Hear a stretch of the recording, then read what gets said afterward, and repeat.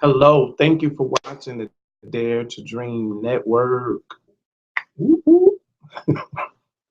All right, you guys. I just wanted to take this moment to make this video and talk about a dark, hurtful, and um, interesting learning experience and learning period of my life. I've shared videos in the past about dysfunctional family. I've shared about foster care. I've shared about a lot of stuff. And I'm using story time basically as a way of unfolding the layers of um, my story, who I am, and all of that. And I know people use it for other crazy randomness or whatever, and there's no judgment there. You'll probably hear me do story time telling other random things that's happened um, in the near future. But as of right now, I thought it would be more appropriate for me to use this as a looking glass in a form of transparency between myself and my viewers. And in light of a lot of other recent videos that I have made, I chose to make this video right now um, because I've been dealing with a lot of things in the news and stuff. And so I don't want people to start getting the idea that my channel is this place of whatever. I don't want to be labeled. In other words, there's a broad spectrum of things I talk about here on this network. So I just don't want to be lumped into something because of the recent events and tragedies going on in the country. So if you're watching the thread and you're just like looking at my page like, oh my God, well, that's why, you know, because it's been happening back to back. So I guess when you put it all together, it looks a particular way.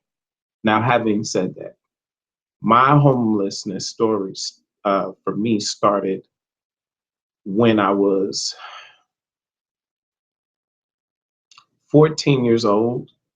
I was in foster care. I had been raised in foster care since uh, 4.5 years old. I was only a couple of months from turning 5 when I went into foster care. And there's other videos in the future that I will make where I will explain to you how I was able to still maintain a relationship with my biological family, even in foster care and even outside of the confines of visitations and stuff. But that's another time. In this moment, I want to talk about what I went through. When I was homeless, I ran away from my foster mom because at that time I was in school. It was actually, yeah, I think the first time I actually ran away, I was 15. I was somewhere between 14 and 15. Actually, I was 15. And I know that because I spent my summers working. And I remember it was the second summer, you know, in New York City, they have the summer youth program and all of that. And I participated in that. And I was in that for 2 years. So this was now my second year. And that summer, I went through a lot. And that following year, coming back into school was probably my hardest year. And I, at that time, was in the ninth grade. Yeah, I was in the ninth grade. And part of the issues that I was facing then was serious depression from going through not seeing my family, my siblings. Um, my brothers were having kids left and right, and I don't even know my family. It was like such a deep, hurting, hurtful depression. Um, Words can't describe some of the pain that I felt, that I experienced, um, the torment, and it was like constant, always worrying about your family, things that a child or someone at that age shouldn't really be worried about, I had to worry about and contend with because of my circumstance. And growing up for me in foster care, I'll say this, saved my freaking life. You know, to some, it was the worst thing they've ever been through. And yes, I had a lot of bad experiences growing up in foster care, but I'm not going to sit here and lie to you. It made me who I am. You know, I was reared in the church. Thank God that I was fortunate enough to get a God-fearing foster mom. She may not have been a everyday Sunday attender in church and things, but she governed her life a particular way because she had convictions that were important to her, and she passed those values and things on to myself.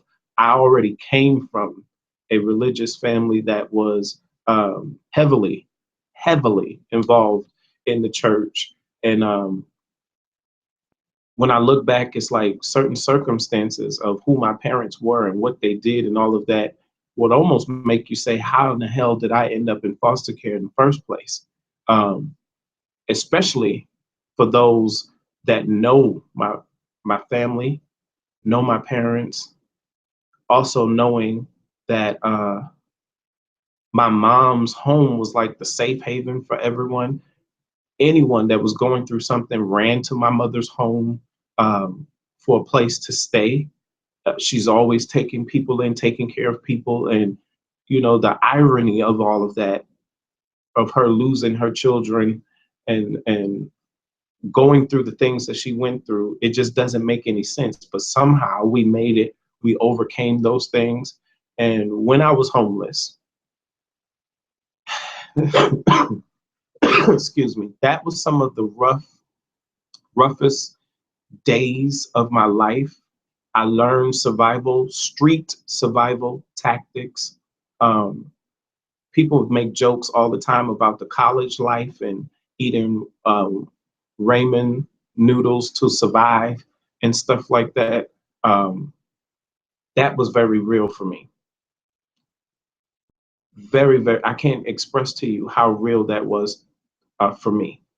And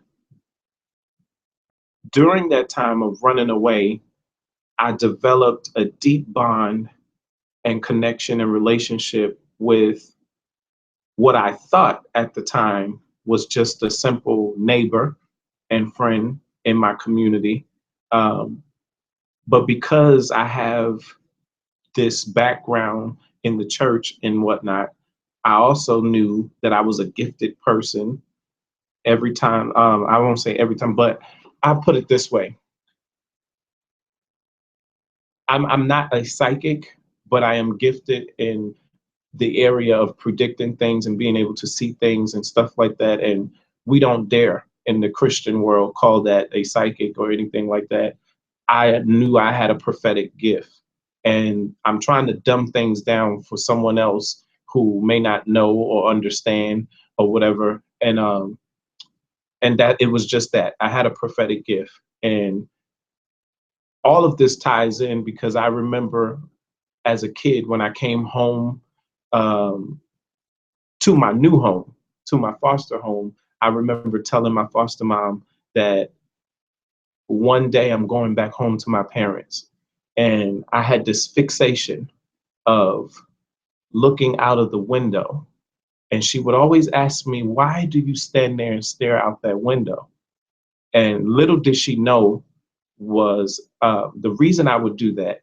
We lived in a project, a tenement project building um, in what is considered the poor section of Riverdale,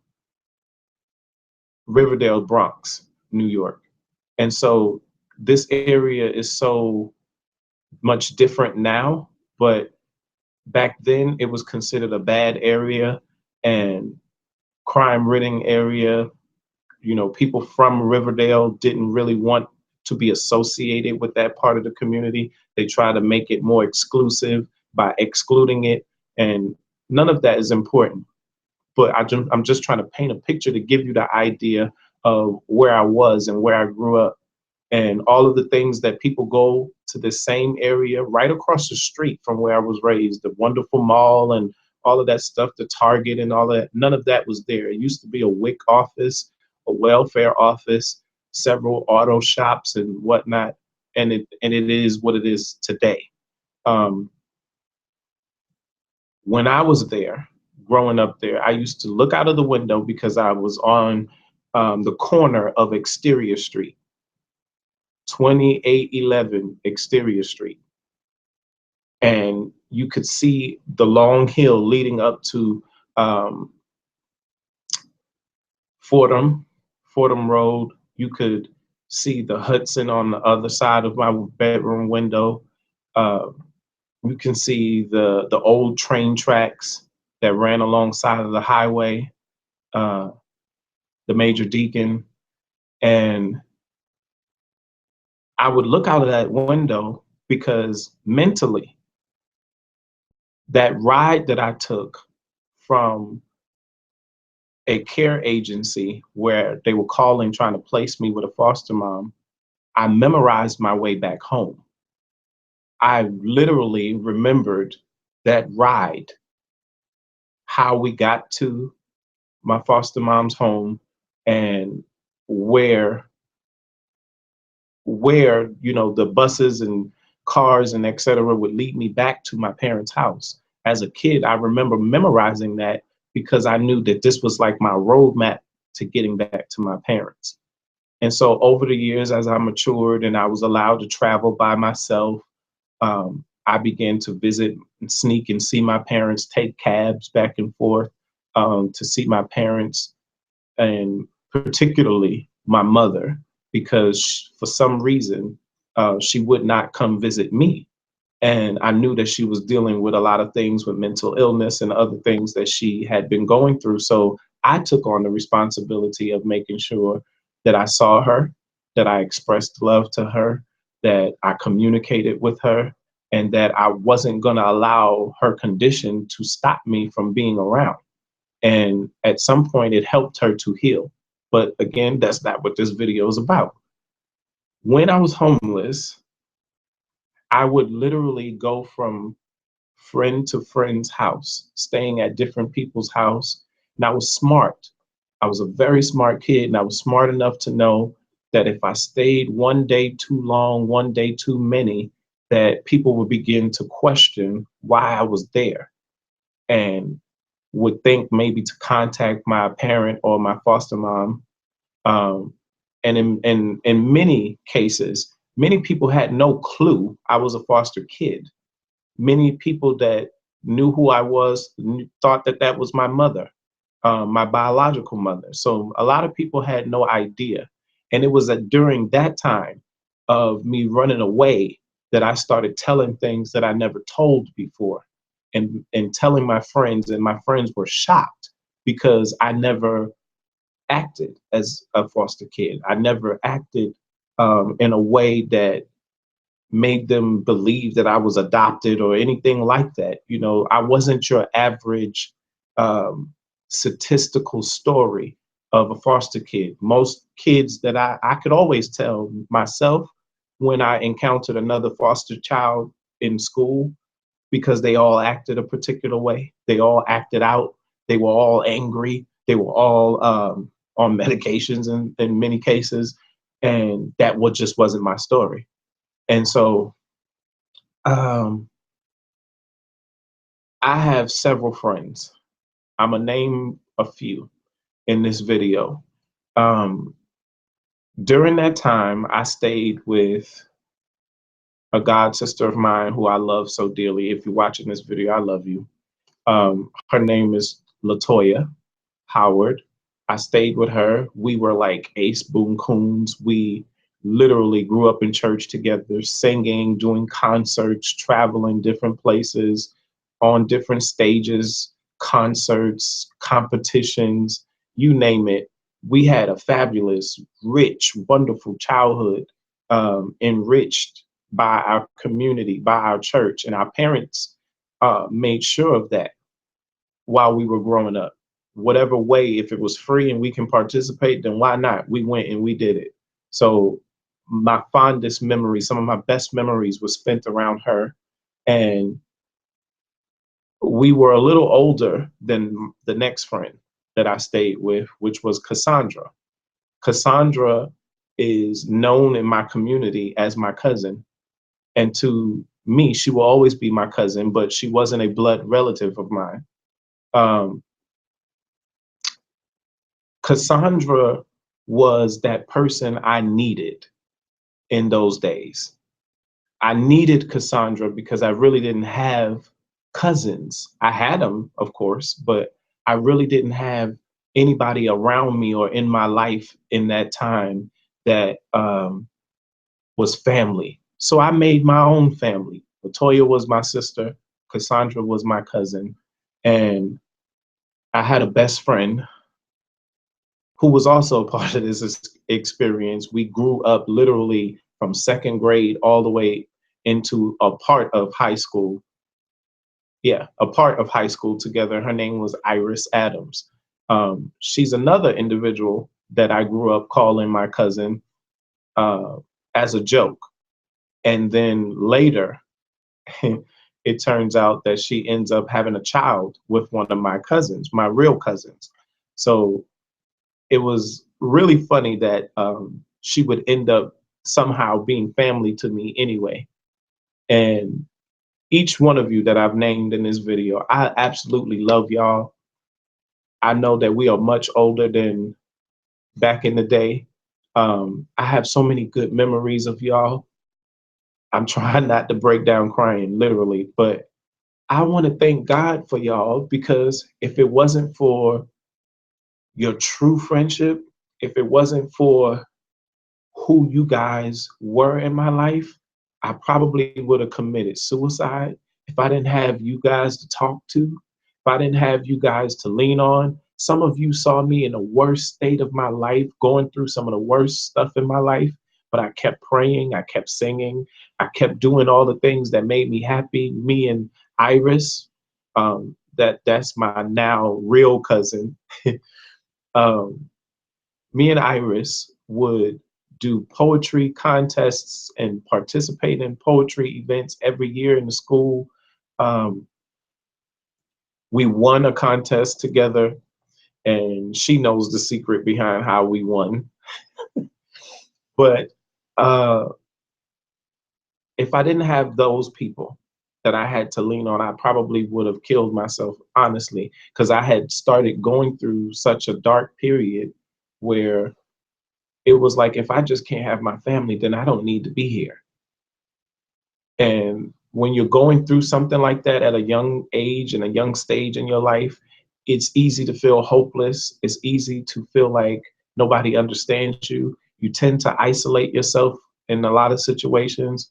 And to make a long story short, um,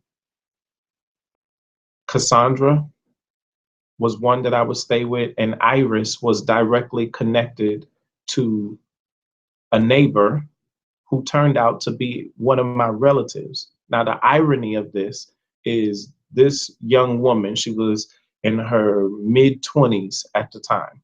So about 27, 28 years old or whatever.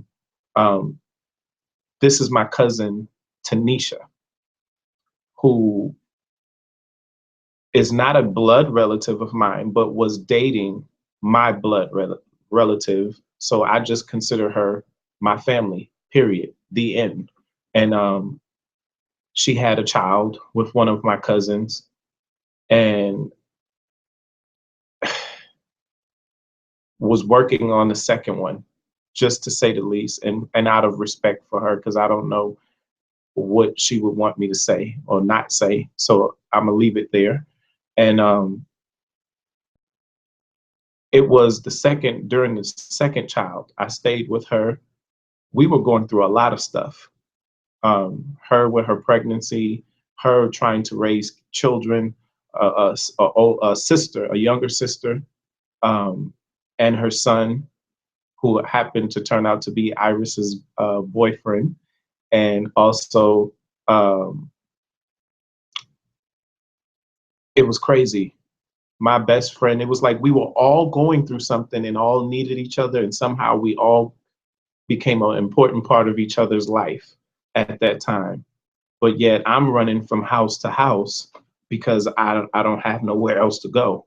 And the irony of it all was I was leaving my foster mom's house, had my bags. I was on my way to Latoya's house, and I knew I couldn't stay there because that was one of the first places they would look for me.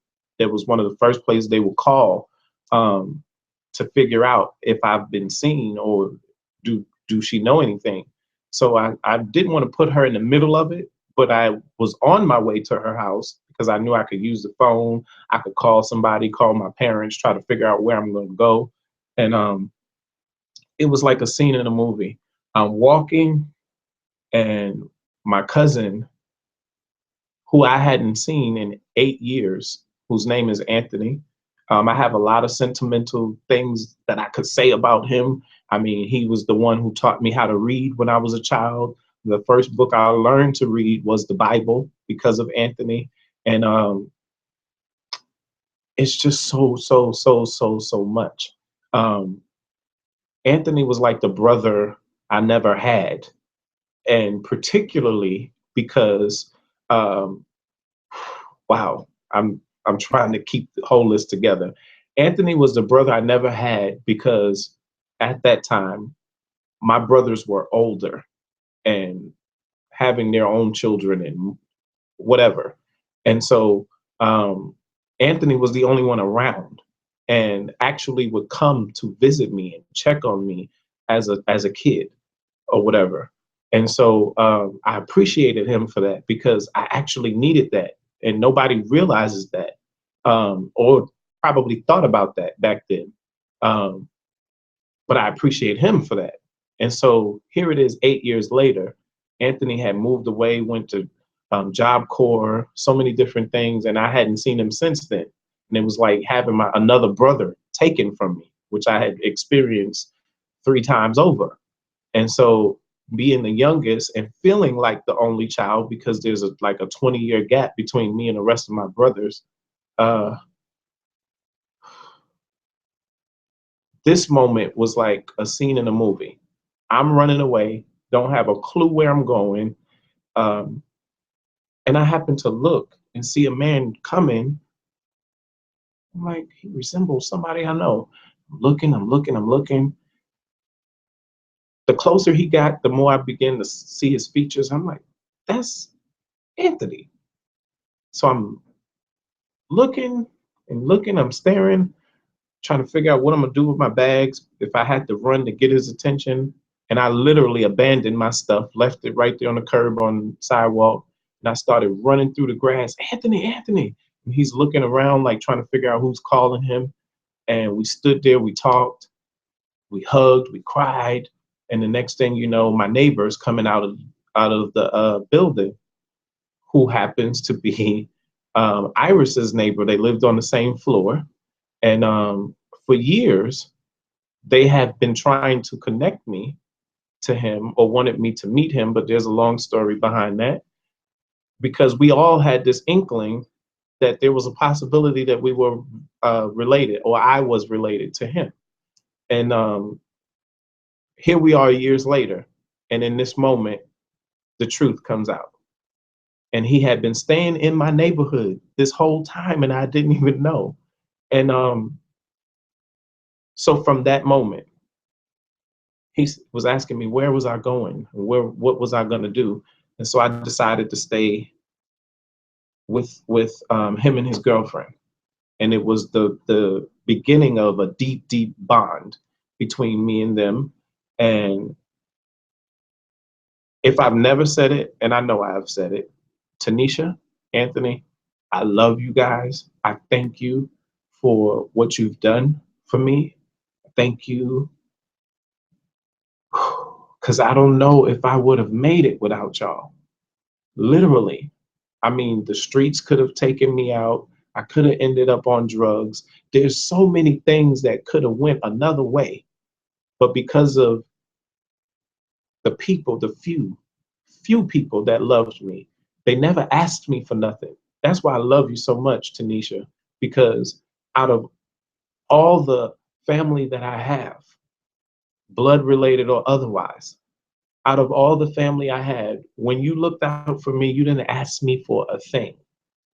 And I haven't forgotten, and I will never forget. And when the time is right and when God does what he does for me, you better believe I'm looking out for you. You better believe you on the top of that list, right there with everyone else. So I thank God for those people during that season of my life, because if it went another way, I would be a crazy behind story. It could have turned out a whole complete other and different way. And I swear, if it wasn't for them, and I'm only giving you the part of the story that I can tell. There was so much other stuff that happened during that period. Me getting arrested for running away. I was arrested several times. I had to turn myself in to the police several times for running away. And then it was that last time I ran away, I made up my mind that it was no turning back. And of course, running away means, and at this time, pivotal time in my life, meant that I couldn't go to school, that I had to drop out of school. I had to make the hard decision to make a crazy behind decision that was going to affect the rest of my life. That's how much it was important for me to be around my family. I felt like I was suffocating to the point of no return. Like the life was zapped out of me. I couldn't even focus on studies in school. That particular year was the hardest year for me academically, because I couldn't retain the information. I wasn't remembering stuff. I it was like F life, just forget everything. And that's where I was. But somehow I pulled through that after I got out of, that's my dryer. Um, but after I got out of that situation, I began to transform my life. I became a minister. I started my own church. I started several businesses that led me to where I am today. And if it wasn't for those people that I had to lean on and depend on during that season and time in my life, um, I wouldn't be here. I swear to you, I wouldn't be here. And so that's not the most best way for me to put my story out there or tell my story. One day, I'll get it right where I can just do that Lisa Nichols thing, as when she tells stories and whatever. One day I'll get that gift to tell stories. But I'm kidding. I'm not kidding you when I say um, it was hard, and I didn't even tell everything. Let me add this. In between staying at friends' houses every other night, there were times that I stayed at the 24-hour laundromat. I didn't have nowhere to go. I didn't want too many people to know. And also during this time, my friend Cassandra, I would, go over to her house, eat, because Cassandra knew my situation, and I would eat or whatever. And then at night, I would, walk around a little bit and whatnot, leave my bag at Cassandra's or someone else's house. And then I would sleep on the roof, because in their building, they had like this extra weird space that was almost like a room, like it was possibly intended to be a part of something else. And in its design, it didn't pan out. And so they used the extra space, a part of the roof in the hallway. And sleeping there, rats running up and down the steps, pissy, smelly, stink stairway. But this one little corner that I'm telling you about happened to be a little bit cleaner than the others, but it still was unsanitary. No pillow, no blanket, no nothing but a book bag to sleep on. That's how I had to live, in between staying at the 24-hour laundromat, breaking to take showers in between people's houses.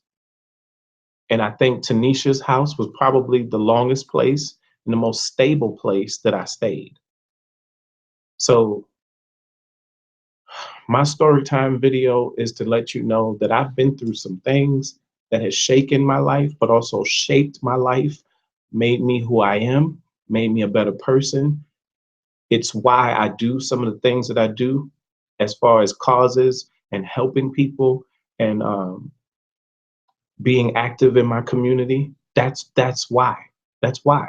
Because I know what it is to be broken. I know what it is to need help. I know what it is to need food. I know what it is to be young and misunderstood, labeled because you just don't know what this person is suffering with in their private life or whatever. You think that I'm slow or dumb or whatever because I'm not performing. There's a reason why I wasn't performing at that particular time. I've never been a slow kid or whatever. My grades were always fairly decent. 80s and 70s and 75 was my track record. So saying all that to say that if you know someone that is going through, be there as best as you can. And I understand sometimes you're in situations where you can barely take care of yourself and keep yourself afloat and so forth. Um, but I want to end this video by saying thank you.